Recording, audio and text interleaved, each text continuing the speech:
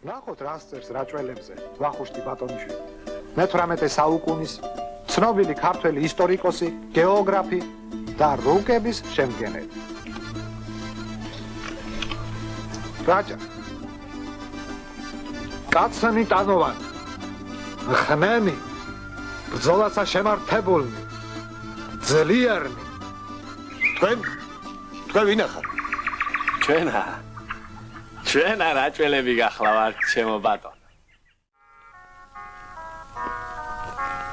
რაჭა საქართველოს ერთ-ერთი უმშვენიერესი კუთხე მის ჩრდილო-დასავლეთით მდებარეობს. კავკასიონის ქედსა ჩრდილოეთიდან და სვანეთს, იმერეთს და სამხრეთ ოსეთს შორის დანარჩენი სამი მხრიდან. რაჭა მთიანი ქვეყანაა. მართლაც რაჭა იყოფა ზემო და ქვემო რაჭად.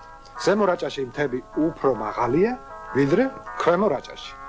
ამაში თქვენს ადვილად დარწმუნდებით თუ ყურადღებით დააკვირდებით რელიეფს. მაყურებელს შეუძლია დარწმუნდეს რაჭის მშვენიერებაში. მთების გარდა აქ ბევრია სუფთა ჰაერი. ჩვენს დროში ეს ხომ სიმდიდრეა. ნახეთ.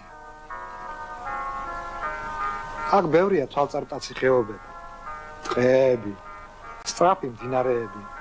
ისეთი კამკამა წმინდა წყლით, რომ დაჯერებაც ძნელი. ალპიური მინდვრები, წყაროები, ჩანჩქერები და სამკურნალო მინერალური წყლები.